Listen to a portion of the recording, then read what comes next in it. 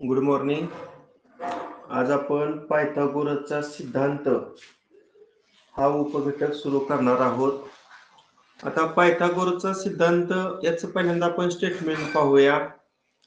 काटकोन त्रिकोणामध्ये कर्णावरील चौरसाचं क्षेत्रफळ हे इतर दोन बाजूवरील चौरसाच्या क्षेत्रफळांच्या बेरजेइतके असते.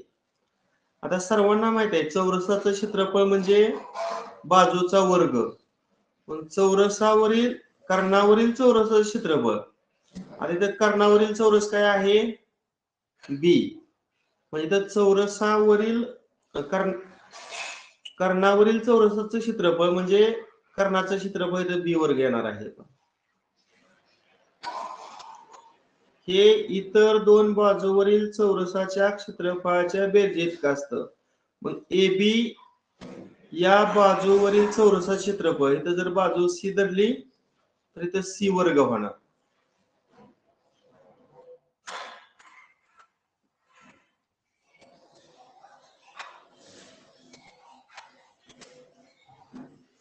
लिहितो सी वर्ग प्लस दुसऱ्या बाजूवर जर चौरस काढला तर त्या चौरसाची बाजू ए आहे, म्हणजे तर ए चा वर्ग होणार. म्हणजेच बी वर्ग बरोबर सी वर्ग अधिक ए वर्ग. मग या काटकोन त्रिकोणामध्ये स्मॉल बी हा कर्ण आहे, म्हणजे कर्णाचा वर्ग. स्मॉल सी ही काटकोन करणारी पहिली बाजू आहे, म्हणजे पहिल्या बाजूचा वर्ग. आणि स्मॉल ए ही काटकोन करणारी दुसरी बाजू आहे, म्हणजे स्मॉल ए चा वर्ग. म्हणजेच बी वर्ग बरोबर सी वर्ग अधिक ए वर्ग. म्हणजेच आपण या ठिकाणी स्टेटमेंट कसं दिले बघा, काटकोन त्रिकोणात कर्णावरील चौरसाचे क्षेत्रफळ इतर दोन बाजूवरील चौरसाच्या क्षेत्रफळाच्या बेरजेइतकं असतं. म्हणजेच काटकोन त्रिकोणामध्ये कर्णाचा वर्ग हा उरलेल्या दोन बाजूंच्या वर्गाच्या बेरजेइतका असतो, किंवा कर्ण वर्ग बरोबर पाया वर्ग अधिक उंची वर्ग, असं सुद्धा आपण दुसरं सूत्र तयार करू शकतो. त्रिकोणात जर सर्वात मोठ्या बाजूचा वर्ग इतर दोन बाजूच्या वर्गाच्या बेरजेइतका असेल तर तो काटकोन त्रिकोण असतो. समजा ही बाजू आपल्याला 5 दिली, ही बाजू समजा आपल्याला 3 दिली आणि दुसरी काटकोन करणारी बाजू 4 दिली. बघा आता ह्या 3, 4, 5 या दिल्या, समजा 3, 4, 5 या तुम्हाला 3 बाजू दिल्या आणि त्या बाजू असणारा त्रिकोण काटकोन त्रिकोण आहे का ओळखायचा आहे. मग सर्वात मोठ्या बाजूचा वर्ग म्हणजे 5 चा वर्ग, आणि मग 5 चा वर्ग किती येणार आहे 25, आणि उरलेल्या दोन बाजूच्या वर्गाची बेरीज केली तर मग 3 चा वर्ग आणि दुसरी बाजू आहे 4 त्याचा वर्ग, मग 3 चा वर्ग 9 अधिक 4 चा वर्ग 16, आणि ह्या दोघांची बेरीज किती आली 25. म्हणजे सर्वात मोठ्या बाजूचा वर्ग इतर दोन बाजूच्या वर्गाच्या बेरजेइतका आहे, म्हणून या ठिकाणी तो काय आहे तर काटकोन त्रिकोण आहे. अशा पद्धतीने दिलेला त्रिकोण काटकोन त्रिकोण आहे की नाही हे तुम्हाला ओळखता येईल.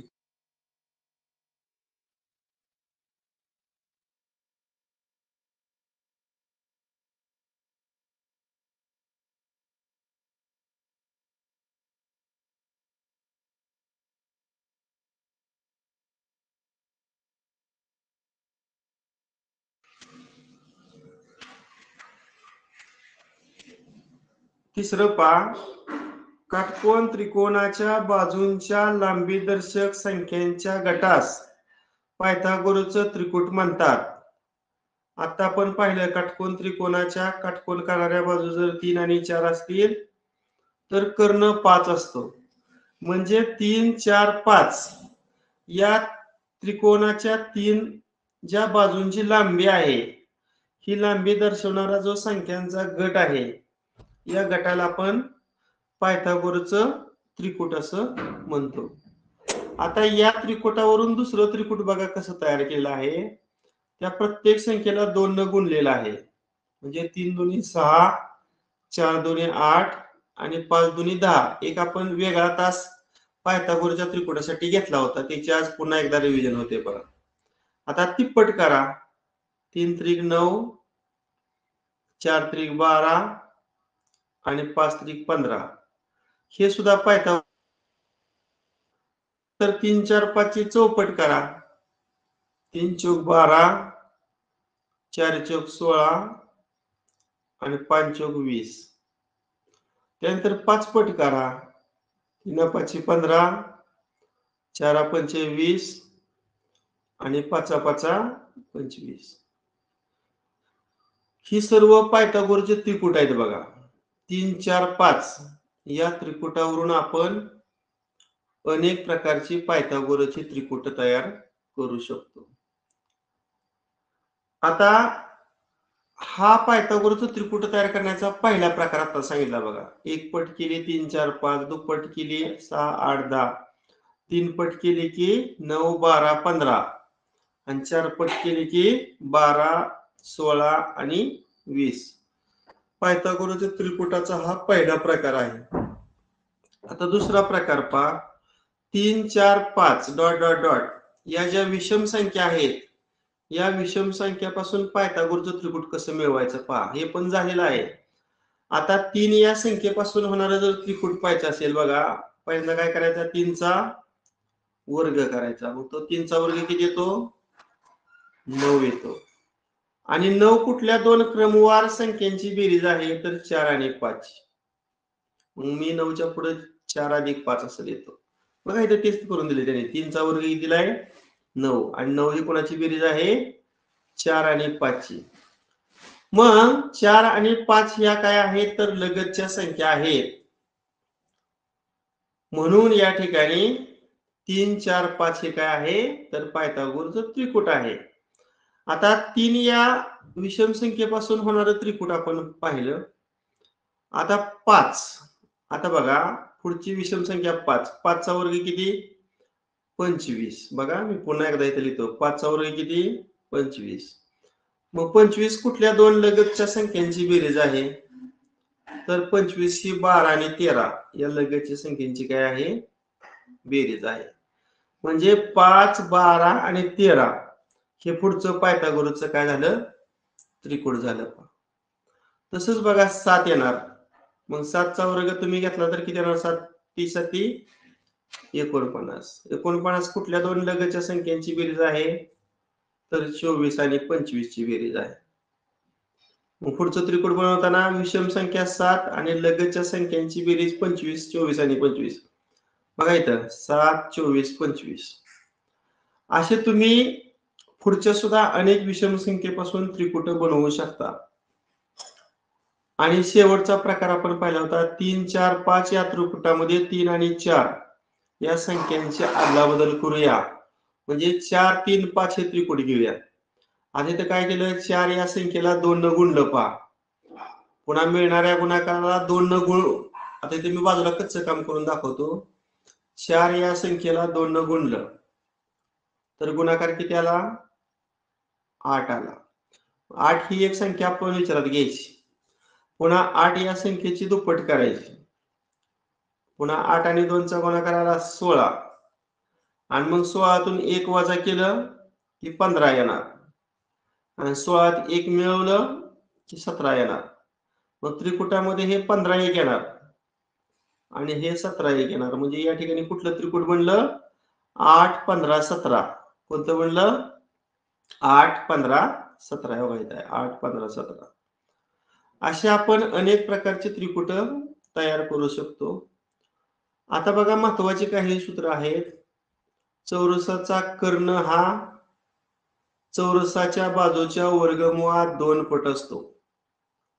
म्हणजे एखादं तुम्हाला उदाहरण दिलं, चौरसाची बाजू 4 सेमी आहे, तर चौरसाचा कर्ण किती? बघा साधा प्रश्न आहे. मग चौरस काढायची आवश्यकता नाही, डायरेक्ट काढायचं. मग चौरसाचा कर्ण बरोबर वर्गमुळात 2 गुणिले चौरसाची बाजू. मग वर्गमुळात 2 गुणिले चौरसाची बाजू 4. आता ह्यात 4 अगोदर लिहायचं आणि वर्गमुळात 2 नंतर लिहायचं आणि एक सेमी द्यायचं. अशा पद्धतीने चौरसाचा कर्ण किती आला? 4 वर्गमुळात 2. पुढचं सूत्र आहे, सूत्र महत्वाचे तेवढे लिहून घेत जावा. ही महत्वाची सूत्र आहेत.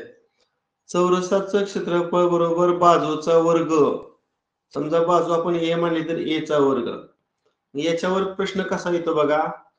एका चौरसाची बाजू समजा दिली 7 सेमी आणि तुम्हाला विचारलं चौरसाचं क्षेत्रफळ किती.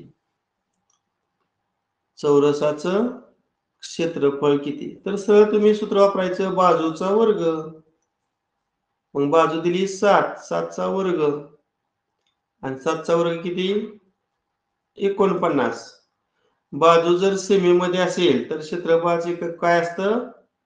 तर चौरस सेमी असं असतं. काय असतं? चौरस सेमी असं असते. आणि अजून एक सूत्र आहे बघा, चौरसाचं क्षेत्रफळ बरोबर 1/2 गुणिले कर्णाचा वर्ग. हे सूत्र बऱ्याच जणांना माहित नसते. मग तुम्हाला साधं दिलं बघा, चौरसाचा कर्ण दिला 12 सेमी आणि विचारलं चौरसाचे क्षेत्रफळ किती. विचारलं काय? चौरसाचं क्षेत्रफळ किती. तर हे सूत्र वापरायचं 1/2 गुणिले कर्णाचा वर्ग. मग कर्ण आहे 12 म्हणजे तर 12 चा वर्ग करू 144 आणि 144 ला जर 2 न भागलं तर 72 येणार आहे. आणि कर्ण जर सेमी मध्ये असेल तर क्षेत्रफळ हे चौरस सेमी या एककामध्ये असणार आहे. अशा पद्धतीने चौरसाचा कर्ण बरोबर वर्गमुळात 2 गुणिले बाजू. चौरसाचं क्षेत्रफळ बरोबर बाजूचा वर्ग आणि शेवटचं महत्वाचं सूत्र आहे, चौरसाचं क्षेत्रफळ बरोबर 1/2 गुणिले कर्णाचा वर्ग. ही अतिशय महत्वाची अशी 3 सूत्र आहेत. आता त्यानंतर 30, 60, 90 त्रिकोणाचं प्रमेय. मी तुम्हाला त्यासाठी पहिल्यांदा एक आकृती काढून दाखवतो की ज्या त्रिकोणाच्या 3 कोणांची माप 30, 60, 90 असतील. समजा हा कोन 60 अंशाचा आहे आणि हा दुसरा लघुकोन आहे तो 30 अंशाचा आहे. समजा या त्रिकोणाला आपण एबीसी नाव घेतलं. A B C. आता बघा वाक्य, त्रिकोणातील कोणांची माप जर 30 अंश, 60 अंश, 90 अंश अशी असतील तर 30 अंश मापाच्या कोनासमोरील बाजू कर्णाच्या 1/2 पट असते. मग या आकृतीत 30 अंशासमोरची बाजू आहे AB आणि AB ही बाजू कर्णाच्या, कर्ण आहे AC, कर्णाच्या किती पट असते? निमपट असते. निमपट म्हणजे 1/2 पट असते. आता ह्याचा उपयोग कधी होतो? समजा तुम्हाला कर्ण 12 दिलेला आहे आणि विचारलं AB बाजू किती. मग तुम्ही AC ची किंमत 12 टाकू शकता, म्हणजे 1/2 गुणिले 12 करू शकता. आता इथं बघा, बे 1 बे, बे 12 म्हणजे 6 सेमी तुमची काय आली? AB ची लांबी आली. आणि त्याला जोडून दुसरं काय आहे? 60 अंश कोनासमोरील बाजू कर्णाच्या, इथं चुकून माझ्याकडून झाले बरं का, 1/2 नसतं इथं, तर वर्गमुळात 3/2 पट पाहिजे. 60 अंश कोनासमोरील बाजू कर्णाच्या वर्गमुळात 3/2 पट असते. मग या आकृतीमध्ये बघा 60 अंशासमोरची बाजू कुठली आहे? BC. मग BC काय आहे? कर्ण वर्गमुळात 3/2 वर्गमुळात 3/2 गुणिले कर्ण. मग वर्गमुळात 3/2 आणि कर्णाची लांबी 12 टाकली. इथे बघा बे आणि तर बेस 12 म्हणजे वर्गमुळात 3 गुणिले 6. त्यालाच आपण 6 वर्गमुळात 3 असं लिहू शकतो. सी. किंवा असं पण तयार करू शकतो, 60 अंशासमोरची बाजू 30 अंशासमोरच्या बाजूच्या वर्गमुळात 3 पट असते. बघा 60 अंशासमोरची बाजू 30 अंशासमोरच्या बाजूच्या वर्गमुळात 3 पट असते. म्हणजे 30 अंशासमोरची बाजू जर 9 असेल तर 60 अंशासमोरची बाजू 9 वर्गमुळात 3. नुसतं पुढे वर्गमुळात 3 न मल्टिप्लाय करायचं. पण मूळ वाक्य हे आहे, जर त्रिकोणाच्या 3 कोनांची माप 30 अंश 60 अंश 90 अंश अशा मापाची असतील तर 30 अंश कोनासमोरची बाजू कर्णाच्या नेमपट असते व 60 अंश मापाच्या कोनासमोरची बाजू कर्णाच्या वर्गमुळात 3/2 पट असते. अजून एक आहे 45 45 90 त्रिकोणाचं प्रमेय. आता मी त्रिकोण काढताना काटकोन करणाऱ्या दोन बाजू एकरूप काढणार आहे. बघा असा काढ. हा वरचा कोन आहे तो 45 अंश आणि हा खालचा कोन आहे तो सुद्धा 45 अंश. त्रिकोणाला आपण ABC नाव घेतलं, ABC. बघा आता वाक्य, त्रिकोणातील कोनांची माप 45 अंश 45 अंश 90 अंश अशी असतील तर 45 अंश मापाच्या कोनासमोरची बाजू कर्णाच्या 1/2 पट असते. आता तुम्हाला सांगितलंय त्रिकोणाच्या दोन बाजू एकरूप असतील तर त्या बाजू समोरील कोन पण एकरूप असतात, किंवा याच्या उलट त्रिकोणाचे दोन कोन एकरूप असतील तर त्या कोनासमोरच्या बाजू एकरूप. आता ए पण 45 अंश मापाचा कोन आहे आणि सी पण 45 अंशासमोरचा 45 अंश मापाचा कोन आहे. मग ए च्या समोरची बाजू BC आणि सी च्या समोरची बाजू AB समान असणार. म्हणजे AB आणि BC या दोन एकरूप बाजू येणार. ह्या दोन्ही 45 अंशासमोरच्या बाजू आहेत आणि 45 अंश कोनासमोरची बाजू कर्णाच्या किती पट असते? कर्ण AC आहे पहा. मग कर्णाचे किती पट सांगितले? 1/2 पट असते पहा. 1/2 पट. मग समजा तुम्हाला इथं AC बाजू 6 दिली. आता इथं आपण AC च्या जागेवर जर 6 टाकलं 1/2 गुणिले 6. आता आपल्याला इथं छेदामध्ये जी वर्गमुळात 2 संख्या आहे ती नको आहे. मग त्याच वर्गमुळात 2 न वर पण गुणायचं आणि खाली पण गुणायचं या पद्धतीने.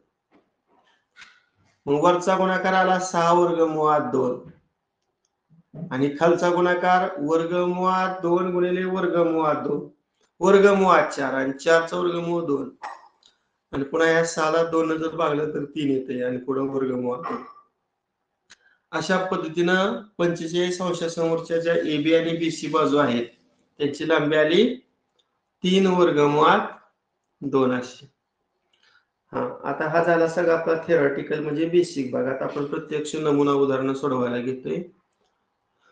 नमुना प्रश्न पहिला पहा, शेजारील चौरसाचा कर्ण 12 सेमी आहे तर त्याच्या बाजूची लांबी किती?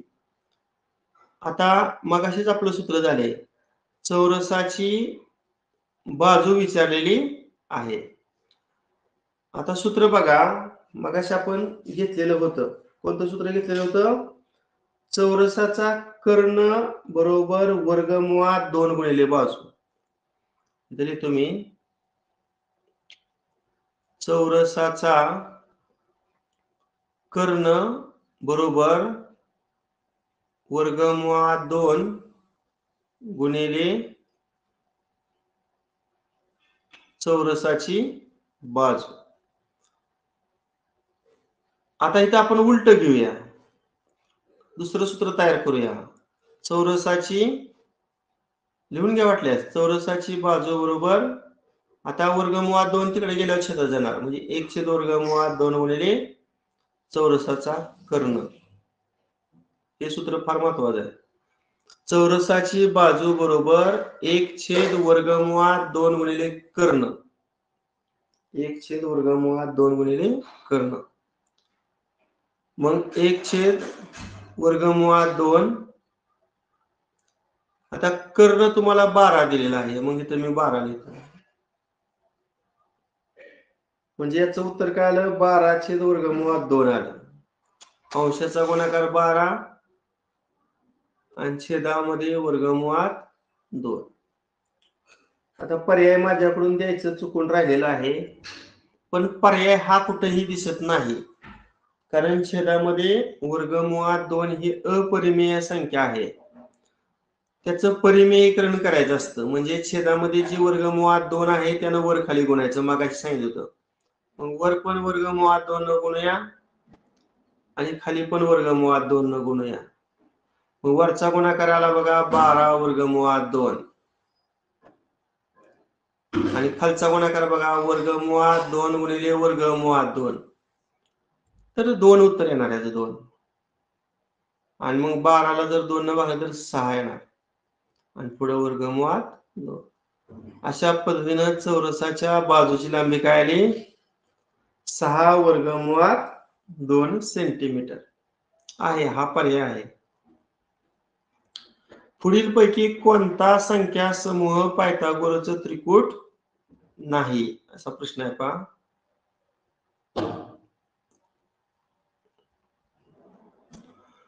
आता 3, 4, 5 हे तर पायथागोरसचं त्रिकूट सर्वांनाच माहित आहे, हे आहेच. आता 7, 24, 25 आहे का? तर हे पाठ असायला पाहिजे. विषम संख्येपासून तयार होणारे त्रिकोट काढताना 7चा वर्ग किती? 49 आणि 49 कोणाची बेरीज आहे? 24 आणि 25 या क्रमवार नैसर्गिक संख्या. म्हणजे हे 7, हे 24 आणि 25 हे पायथागोरसचं त्रिकूट आहे. किंवा असं लक्षात राहत नसेल तर सर्वात मोठ्या संख्येचा वर्ग करा आणि उरलेल्या 2 संख्यांच्या वर्गाची बेरीज करा आणि ती जर समान आली तर त्रिकूट आहे असं समजा. बरं, दुसरं सुद्धा पायथागोरसचं त्रिकूट आहे. आता हे त्रिकूट आहे का? 3 नंबरचं बघा आपण प्रकार पाहिला होता. 4, 2, 8. 4, 3, 5 हे त्रिकूट. 4, 3, 5 या त्रिकुटापासून पाहतोय. पुन्हा 8 ची दुप्पट किती? 16. मग 16तून 1 वजा केले की 15 आणि 16त 1 मिळवले की 17. म्हणजे त्रिकूट बघा 8, 15, 17 हे पण काय झालं तर त्रिकूट बनलं बघा 8, 15, 17. म्हणजे हे सुद्धा पायथागोरसचं त्रिकूट आहे. मग आता शेवटचं पायथागोरसचं त्रिकूट नसणार, म्हणून याचं उत्तर पर्याय क्रमांक किती आहे? 4. वाटल्यास करून बघूया. सर्वात मोठ्या संख्येचा वर्ग करायचा असतो. 14चा वर्ग किती? तर 196 आणि उरलेल्या 2 संख्यांच्या वर्गाची बेरीज करायची, म्हणजे 15चा वर्ग अधिक 13चा वर्ग. सॉरी 5चा वर्ग अधिक 13चा वर्ग. मग 5चा वर्ग किती? 25 आणि 13चा वर्ग 169. किती ती बेरीज बघा? हे 9 आणि 5 14. हा चला 1 6 1 7 7 8 9 आणि 1 194 आणि 14चा वर्ग 196. उरलेल्या 2 संख्यांच्या वर्गाची बेरीज 194. म्हणजे हे 2 समान नाही, म्हणून हे पायथागोरसचं त्रिकूट नाही. म्हणून याचं उत्तर आहे पर्याय क्रमांक 4. पर्याय क्रमांक 4.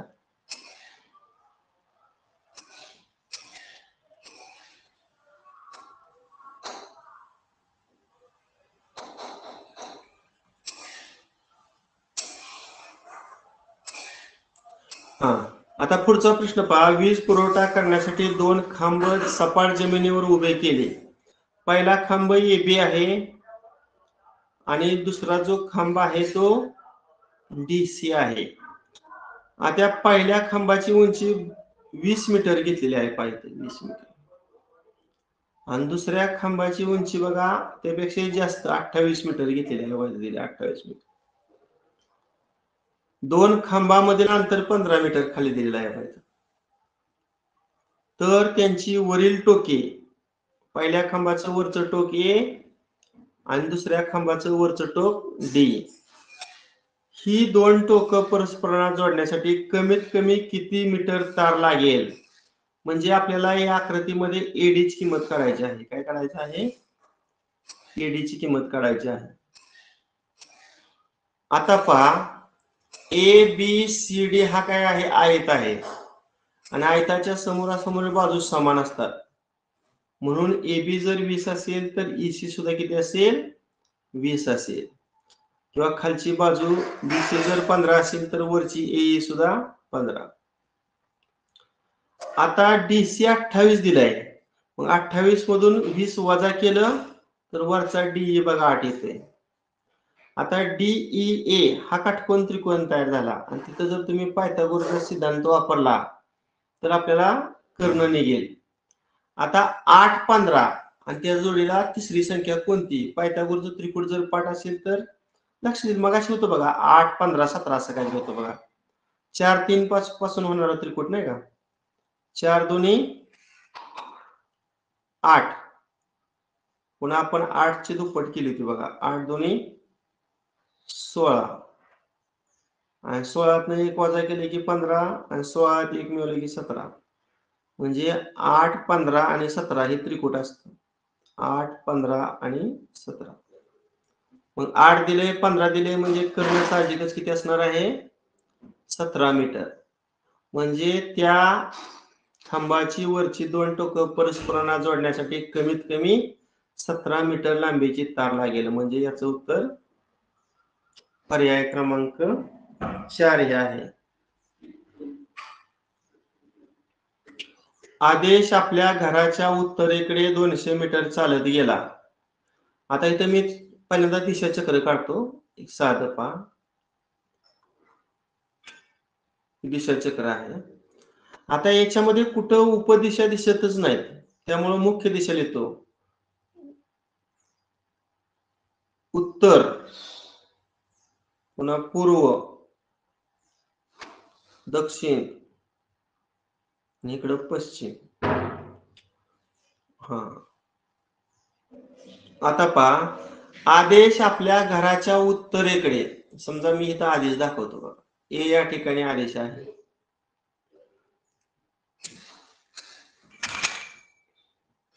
ए या ठिकाणी कोण आहे? आदेश.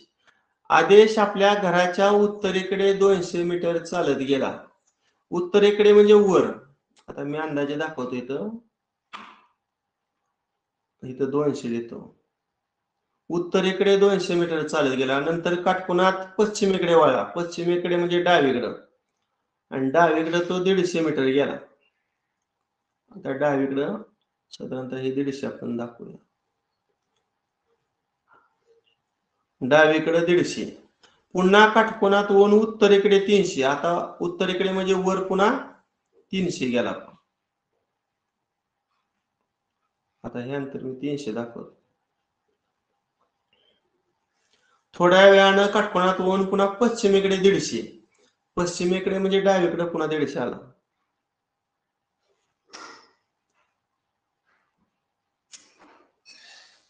व पुन्हा काटकोनात वळला आणि दक्षिणेकडे 100 मीटर. आता दक्षिणेकडे म्हणजे खाली आला. दक्षिणेकडे किती आला? 100 मीटर आला. तो आता त्याच्या घरापासून सरळ कमीत कमी किती अंतरावर आहे? आता त्याचं जे शेवटचं ठिकाण आहे ते बी आहे. आणि मग ए आणि बी जर तुम्ही बिंदू असं पट्टीनं जोडलं तर इथनं जाते बघा. आता इथे मी कच्ची आकृती काढली त्यामुळे लक्ष देणार नाही तुमच्या. आणि मग तुम्हाला हे ए बी अंतर विचारलेलं आहे. आता मी इथं थोडी रचना केली थोडी. आता बीतनं असा पुढं लंब टाकला बघा असं, तर इथं काटकोन तयार होणार. वळताना नेहमी तो काटकोनातून वळतो, त्यामुळे सगळं हे जे कोण आहेत तो एक काटकोन असणार आहेत, म्हणजे आयत तयार होत आहेत. आयताच्या समोरासमोरच्या बाजू समान असतात, म्हणजे हे 150 येणार. किती येणार? 150. आता इथून इथपर्यंतचं अंतर 300. आता ही 100 मांडल्यावर ह्याच्या समोरची बाजू 100 येणार. मग 300तून 100 वजा केल्यावर ही बाजू 200 येते पहा. ही बाजू किती आली 200. आता समजा मी हा त्रिकोण घेतो पहा, तर मी टिक करतो हा त्रिकोण. या त्रिकोणामध्ये जर पायथागोरसचं प्रमेय वापरलं तर कर्ण बीओ निघेल बघा, बीओ. आता आपलं फेमस जो पायथागोरसचं त्रिकोण आहे ते कोणतं आहे? 3 4 5. आता 5 पट केली तर काय येईल रे प्रत्येकाची? 3 5 15, 4 5 20 आणि 5 5 25. नवीन पायथागोरसचं त्रिकोण तयार झालं 15 20 25. आता ह्या प्रत्येकाची पुन्हा 10 पट करतो. म्हणजे 15 वर 0 ठेवलं तर 150, 20 वर 0 ठेवलं तर 200 आणि 25 वर 0 ठेवलं तर 250. म्हणजे 150, 200 आणि 250 हे पायथागोरसचं त्रिकोण बनलं. आता इथं जी टिक केली त्या त्रिकोणामध्ये काटकोन करणारी एक बाजू बघा 150 दिलेली आहे आणि काटकोन करणारी दुसरी बाजू बघा 200 दिलेली आहे. म्हणजे कर्ण किती असणार आहे? 250. म्हणजे या बीओची किंमत बघा 250 आली पहा. बीओची किंमत किती आली? 250. अगदी सेम खालच्या काटकोन त्रिकोणामध्ये सुद्धा बघा एक बाजू 150 आहे, दुसरी बाजू 200 आहे. म्हणजे इथं पण तिसरी बाजू म्हणजे कर्ण किती येणार? 250 येणार. आणि मग आपल्याला ए आणि बी या दोन ठिकाणामध्ये अंतर काढायचं आहे. मग तुम्हाला बीओ आणि ओए ची बेरीज करावी लागणार आहे. मग बीओ आणि ओए हा समान आहे. 250 अधिक 250 अशी बेरीज करा. 250 अधिक 250 म्हणजे हे किती येणार आहे?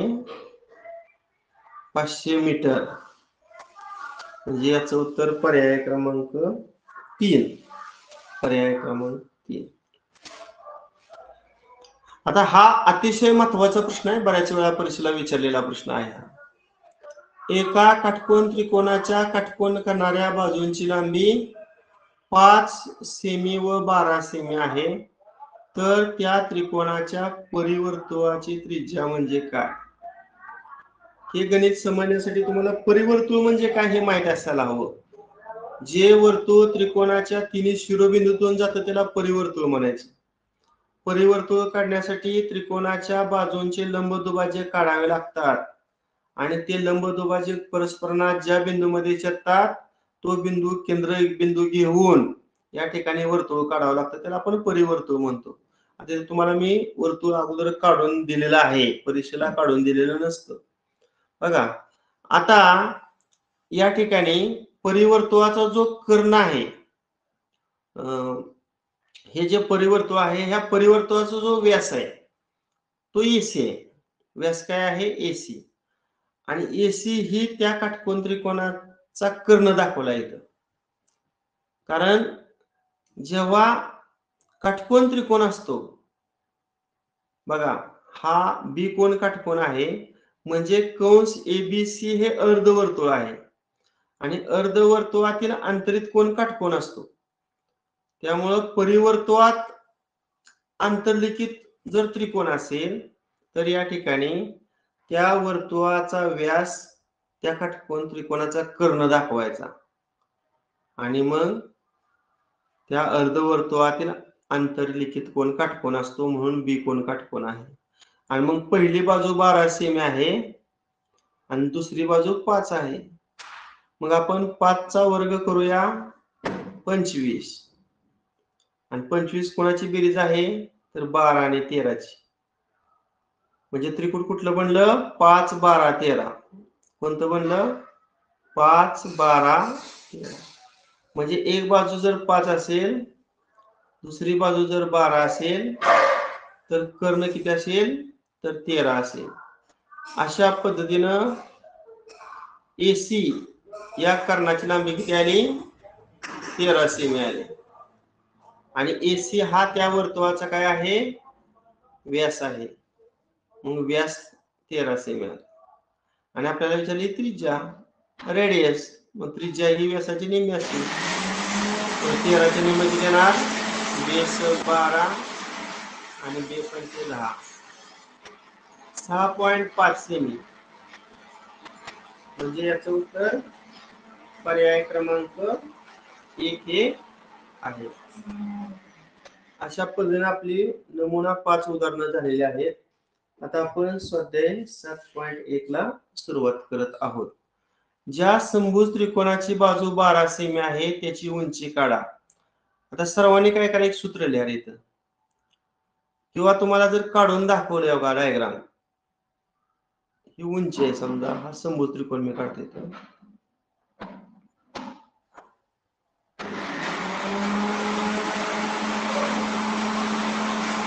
ए बी सी आणि मधला हा डी घेतो. समभुज त्रिकोणाच्या तिन्ही बाजू समान असतात, म्हणजे ही बाजू आणि खालची बीसी बाजू, ह्या तिन्ही बाजू समान असणार आहे. आणि समभुज त्रिकोणाचा प्रत्येक कोन 60 अंश मापाचा असतो, म्हणजे हा 60, हा 90, म्हणजे हा उरलेला लघुकोन हा 30 असणार. आणि मग अशा आपण 30, 60, 90 मापाच्या त्रिकोणाचं प्रमेय पाहिलं होतं. 30 अंशासमोरची बाजू कर्णाच्या नेमपट असते आणि 60 अंशासमोरची बाजू कर्णाच्या वर्गमुळात 3/2 पट असते. मग 60 अंशासमोरची बाजू इथे काय येणार, ईडी डावीकडच्या त्रिकोणामध्ये. कर्णाचे किती पट असते, वर्गमुळात 3/2 पट असते आणि कर्णाचं नाव काय, ए बी. आणि आता हे 60 अंशासमोरची बाजू कर्णाच्या वर्गमुळात 3/2 पट असते. या वाक्यावरून आपण सूत्र तयार करू शकतो. एडी ही काय आहे रे, उंची आहे. कोणाची, समभुज त्रिकोणाची. तर सगळ्यांनी सूत्र लिहा, समभुज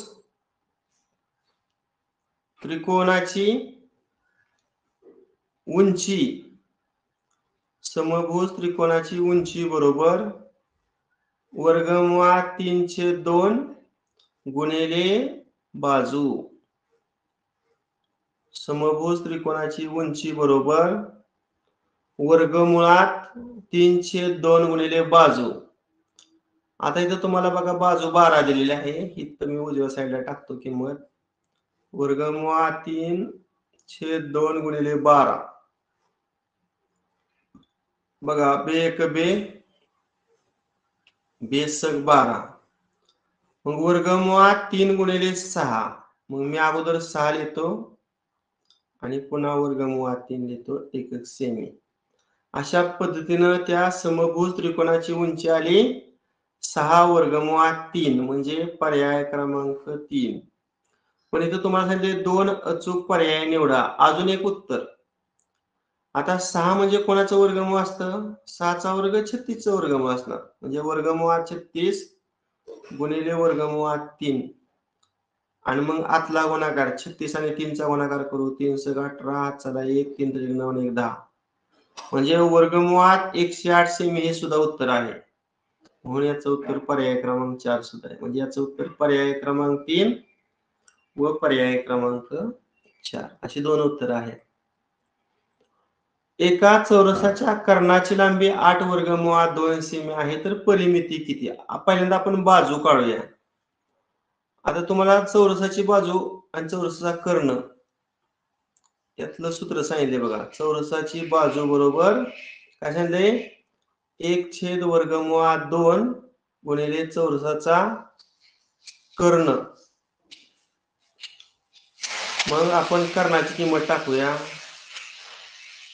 कर्ण किती आहे, 8 वर्गमुळात 2. इथं प्रश्नामध्ये दिलेला आहे 8 वर्गमुळात 2. आता ह्या वर्गमुळात 2 ला हे वर्गमुळात 2 कॅन्सल झालं. चौरसाची बाजू किती आली, 8 सेंटीमीटर. आता तुम्हाला विचारलंय त्या चौरसाची परिमिती विचारलेली आहे. चौरसाची काय विचारलेली आहे, परिमिती. मग चौरसाच्या परिमिती सूत्र काय, 4 गुणिले बाजू, 4 गुणिले बाजू. मग 4 गुणिले 8 आणि 4 आणि 8चा गुणाकार किती, 32. आणि बाजू जर सेमी मध्ये असेल, कर्ण जर सेमी मध्ये असेल, तर परिमितीचं एकक सुद्धा सेमीच असतं. म्हणून 32 सेमी बघा पर्याय आहे का. एका ठिकाणी आहे पण मीटर आहे, हे नाही येणार. 32 सेमी एकक सुद्धा अचूक वाचलं पाहिजे. म्हणून याचं उत्तर पर्याय क्रमांक 3 हे आहे. पुढचा प्रश्न, त्रिकोण एबीसी मध्ये कोण बी काटकोन आहे. डायग्राम काढतो म्हणजे लक्षात येईल. हा बी काटकोन आहे. वरचा शिरोबिंदू ए घेऊया आणि उजवीकडचा शिरोबिंदू सी घेऊया. एसी ची किंमत 20 एकक म्हणजे हे 20 आहे. एबी ची किंमत 12 एकक म्हणजे हे 12 आहे. आणि बीसी विचारलेलं आहे, ह्याला आपण एक्स मानूया. आता इथं पण 20 चा वर्ग वजा 12 चा वर्ग वजा बाकी करून वर्गमूळ काढायचं. त्यापेक्षा आपलं त्रिकूट तर पाठच आहे. 3 4 5 हे पायथागोरसचं त्रिकूट आहे. आता याची पट करूया. 4 पट करू. 3 चौक 12, 4 चौक 16 आणि 5 चौक 20. म्हणजे एक बाजू जर 12 असेल, कर्ण जर 20 असेल, तर दुसरी बाजू 16 येते. म्हणजे इथे x ची किंमत किती आली? 16. म्हणजे लेंथ बीसी, बीसी ची लांबी किती आली? 16. 16 एकक म्हणजे पर्याय क्रमांक 1. एका समभुज चौकोनाचा एक कर्ण 6 सेमी व दुसरा कर्ण 8 सेमी असल्यास त्या चौकोनाची परिमिती किती? मी समभुज चौकोन काढतोय पहा इथं.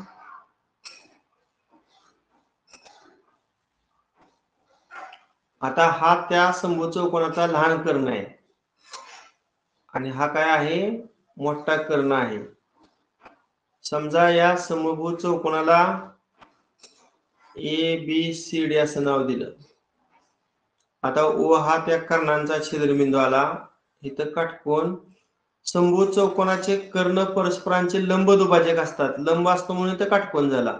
आणि दुभाजक म्हणजे कर्णाचे दोन समान भाग, म्हणजे बीओ आणि ओडी सारखा असणार आहे. इकडे एओ आणि ओसी पण समान असणार आहे. आता बघा, एक कर्ण 6 दिलाय. समजा आपण छोटा कर्ण 6 घेऊया. आता छोटा कर्ण कुठला आहे? एसी. एसी जर 6 असेल तर कर्णाचे दोन समान भाग झाले, एओ आणि ओसी. म्हणजे 6च्या निम हा अर्धा कर्णाचा भाग 3 आणि हा छोटा कर्णाचा भाग 3 घेऊया. आता दुसरा कर्ण तुम्हाला 8 दिलेला आहे. आता मोठा कर्ण बीडी आपण घेऊ. बीडीची किंमत 8 आहे. मग 8च्या निम हे 4 होणार. बीओ 4 आणि ओडी सुद्धा. आता तुम्ही जर हा काटकोन त्रिकोण विचारात घेतला का नाही, एओ बी, हा काटकोन त्रिकोण, तर आपणास पायथागोरसचं त्रिकूट माहितच आहे, 3 4 5. म्हणजे 3 4 5 या काटकोन त्रिकोणाच्या बाजू असतात. मग एक बाजू 3 दिलेली आहे, दुसरी बाजू 4, म्हणजे ही तिसरी बाजू 5 असणार आहे. म्हणजे कर्ण 5 आला आणि कर्ण ही त्या समभुज चौकोनाची बाजू आहे. आता आपल्याला विचारलंय काय? परिमिती. मग परिमिती सूत्र काय रे? 4 गुणिले बाजू, कारण चारी बाजू समान असतात. मग बाजूची 4 वेळा बेरीज करायची, म्हणजे 4 गुणिले बाजू. मग बाजू किती दिली? 5 दिली. आणि मग 4 आणि 5 चा गुणाकार किती? 20 सेमी. किती आलं? 20 सेमी. 20 सेमी म्हणजे पर्याय क्रमांक 3. पर्याय क्रमांक 3. पुढचा प्रश्न क्रमांक 5, त्रिकोण एबीसी मध्ये मापकोन एबीसी. आता हा कोण 90 अंशाचा दिलेला आहे. बीएम आणि एसी लंब आहे. इथं काटकोन दाखवलेला आहे. त्यानंतर एबी ची किंमत 18 तुम्हाला दिलेली आहे आकृतीमध्ये. बीसी ची किंमत पण 24 दिलेली आहे. आणि बीएम विचारलेला आहे. बीएम हा मधलं. आता हे सोडवावं लागेल, तर कच्चं काम आपल्याला करावं लागणार आहे. आता पायथागोरसचं त्रिकूट वापरू शकतोय का बघा आपण. 3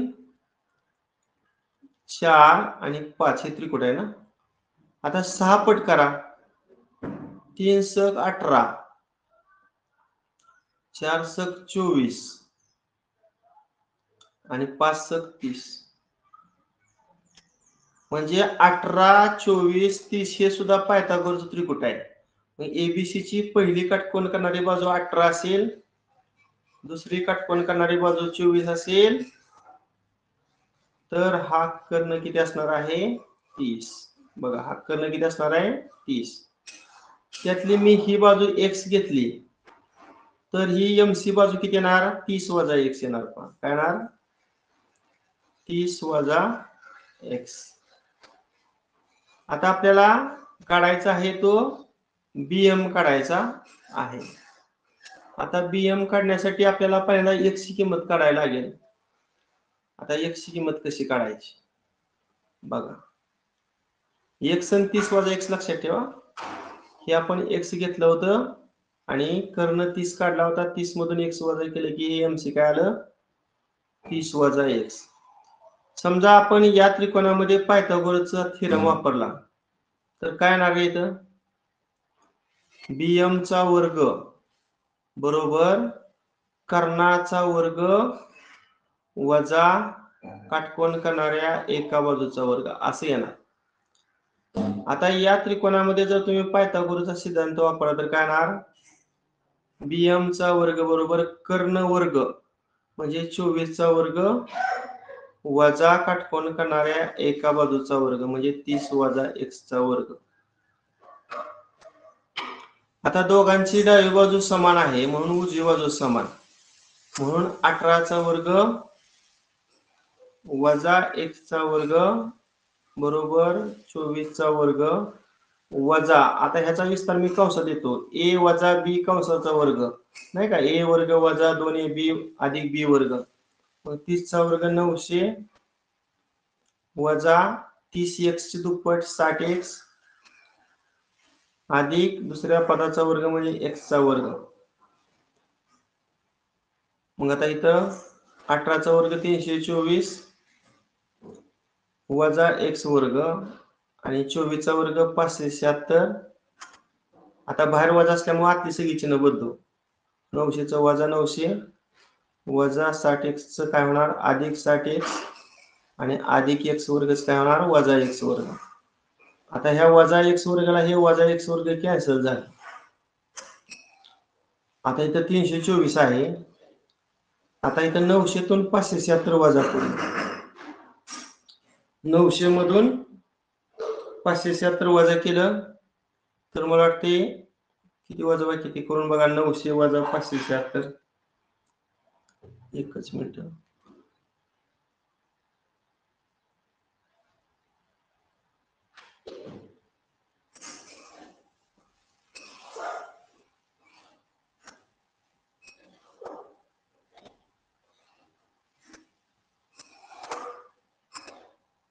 तीनशे 24 येते पहा आणि मोठ्या संख्येचे म्हणजे वजा 324 येणार आणि अधिक किती 60x. आता वजा 24x तिकडे गेल्यावर अधिक होणार म्हणजे 324 अधिक 324 होणार. 324 अधिक 324 किती येणार 648. ही आली 60x ची किंमत. मग x बरोबर 648 भागिले 60. मग बघा अगोदर 6 न भागूया. 6 1 6 6 0 0 6 8 48 आणि 6 गुणिले 10 खाली 10 राहिला आणि मग x ची किंमत किती आली 10.8. बघा त्या x ची किंमत किती आली 10.8. आणि मग त्रिकोण AMB मध्ये पुन्हा एकदा पायथागोरसचा जर सिद्धांत वापरला तर BM काढता येईल. मग BM वर्ग बरोबर काय होणार कर्ण वर्ग वजा काटकोन करणाऱ्या एका बाजूचा वर्ग म्हणजे 18 चा वर्ग वजा 10.8 चा वर्ग असे येणार आहे. 18 चा वर्ग किती येणार 324 आणि 10.8 चा वर्ग काढला तर 116.64 येते. आणि या दोघांची जर वजाबाकी केली तर 207.36 येते. आता दोन्ही बाजूचं वर्गमूळ काढून बघा. 207.36 हा कोणाचा वर्ग आहे तर तो 14.4 चा आहे. म्हणजे याचं उत्तर पर्याय क्रमांक 4 हे फिक्स आहे. ह्यापेक्षा सोपी मेथड असेल तर ती पण वापरू शकता. त्याला थोडा वेळ जास्त गेला. हा पुढचा प्रश्न क्रमांक 6. बाजू AD ची लांबी किती सेमी असेल. आता ही बाजू 4, ही बाजू 4. लक्षात ठेवा, काही ट्रिक वापरल्या तर पटकन निघेल.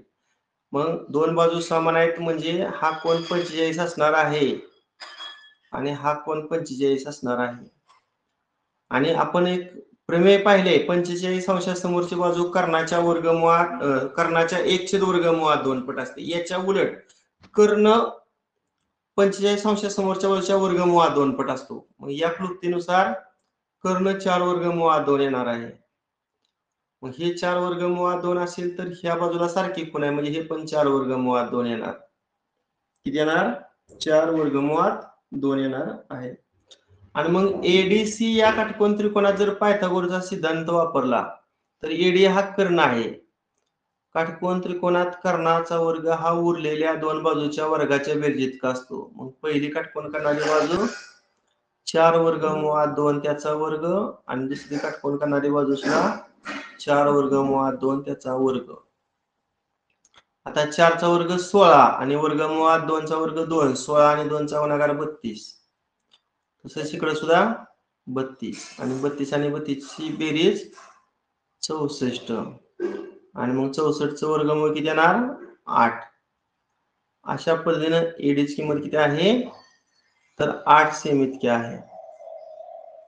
8 सेमीचा बघा पर्याय क्रमांक किती आहे? तर 3 आहे. पर्याय क्रमांक 3. पुढे काही आयताच्या लांबी व रुंदी सेंटीमीटर मध्ये दिलेल्या आहेत. त्यावरून कोणत्या आयताचा कर्ण लांबीपेक्षा 1 सेमीनं मोठा आहे? समजा मी तुम्हाला इथं आयत काढून दाखवला.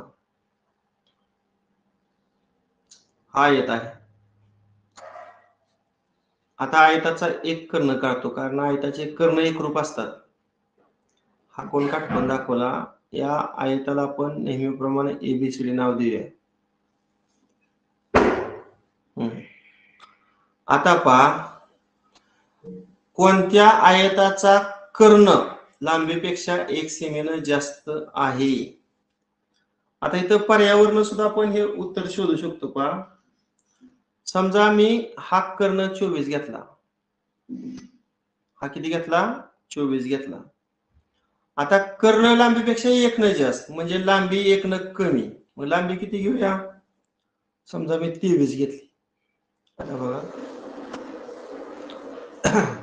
कोणत्या आयताचा कर्ण लांबीपेक्षा 1 सेमीनं?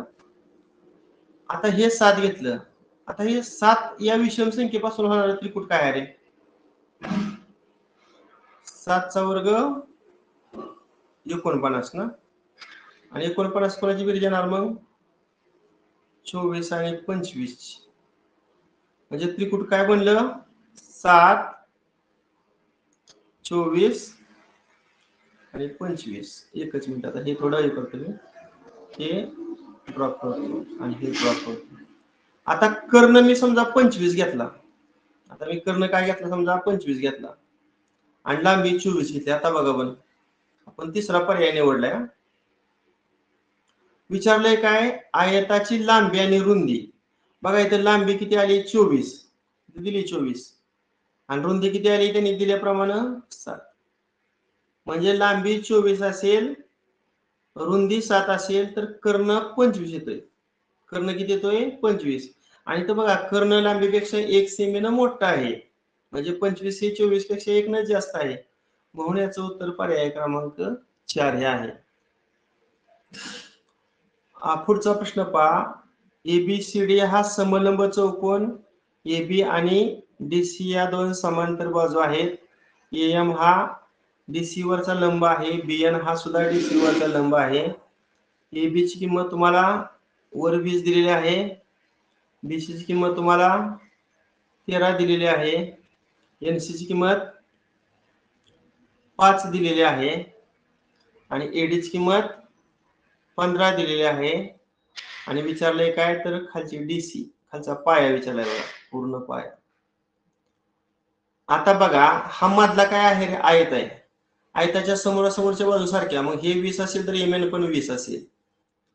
आता ह्या त्रिकोणात पायथागोरस प्रमेय वापरलं तर 5, 12, 13 हे त्रिकूट आहे. म्हणजे 5 ही बाजू 12 आहे बघा, त्रिकूटपट असेल तर. आता हे 12 म्हणल्यावर ही पुढची बाजू 12 बघा. आता डावीकडच्या त्रिकोणात जर त्रिकुट वापरलं 3 4 5 त्रिकुट वापरायचे त्याची फक्त पट करायची समान पट. आता किती करूया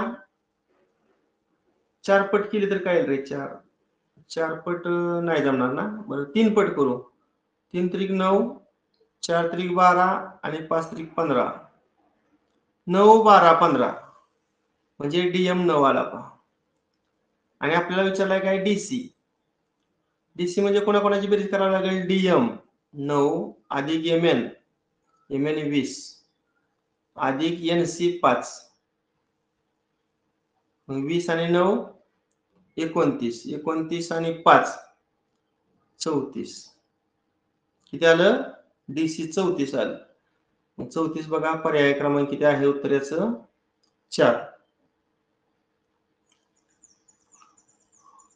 पुढील त्रिकुटापैकी किती पायथागोरस त्रिकुट आहेत पाठ असतील तर लक्षात येईल 8 15 17 हे पायथागोरस त्रिकुट आहे मगाशी आपण पाहिलेलं आहे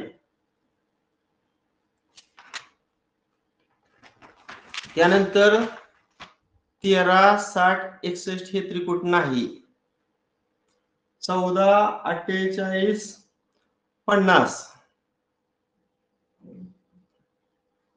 तुम्ही करून बघू शकता बरं का मोठ्या संख्येचा वर्ग इतर दोन संख्यांच्या वर्गाच्या बेरजेत का आला तर ते पायथागोरसचं त्रिकुट असतं आणि तर 14चा वर्ग 196 येतोय 28चा वर्ग 2304 येते आणि ह्या दोघांची बेरीज 2500 आणि 2500चं वर्गमूळ 50 म्हणजे हे पायथागोरसचं त्रिकुट आहे आणि हे शेवटचं पायथागोरसचं त्रिकुट नाही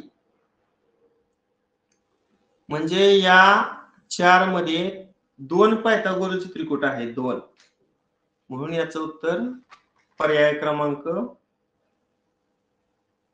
एकच मिनिट मला बघू दे व्यवस्थित 9 आहे ना हा पर्याय क्रमांक 3 बरोबर पुढचा प्रश्न एका खांबाच्या वरच्या टोकापासून सोडलेल्या 30 मीटर लांबीच्या शिडीचे शेवटचे टोक खांबापासून 24 मीटर अंतरावर जमिनीवर टेकते तर खांबाची उंची किती सरळ या आकृतीसाठी काटकोन त्रिकोण काढायचा होता बघा असा काटकोन त्रिकोण आहे समजा काटकोन त्रिकोणाचं नाव आहे एबीसी आता एबी हा खांब आहे आणि ए हे त्या खांबाचं वरचं टोक आहे आणि एसी ही शिडी आहे आणि शिडीचं वरचं टोक खांबापासून 24 मीटर अंतरावर आहे बघा तर खांबाची उंची म्हणजे खांबाची तुम्हाला या ठिकाणी उंची विचारलेली आहे मग आता 30 सेमी शिडी घेतो पहा 30 सेमी काय 30 मीटर शिडी घेतली आणि त्या शिडी त्या खांबापासून 24 मीटर अंतरावर आहे म्हणजे बी ची किंमत 24 घेतली आणि आपल्याला विचारलं एबी ची किंमत किती आता इथं पण काय जास्त अभ्यास करायची गरज नाही आपलं पायथागोरसचं त्रिकुट पाठ आहे कुठलं 3 4 5 आता यांची ठराविक आपण पट करूया 6 पट केली 6 3 सक 18 4 सक 24 आणि 5 सक 30 बघा काटकोन त्रिकोणाची एक बाजू तुम्हाला 30 दिलेली आहे काटकोन त्रिकोणाची दुसरी बाजू 24 दिलेली आहे तर एक बाजू 18 येणार म्हणजे AB ची किंमत किती आली 18 आली पहा 18 म्हणजे त्या खांबाची उंची किती असेल 18 मीटर म्हणजे याचं उत्तर पर्याय क्रमांक 2 हे आहे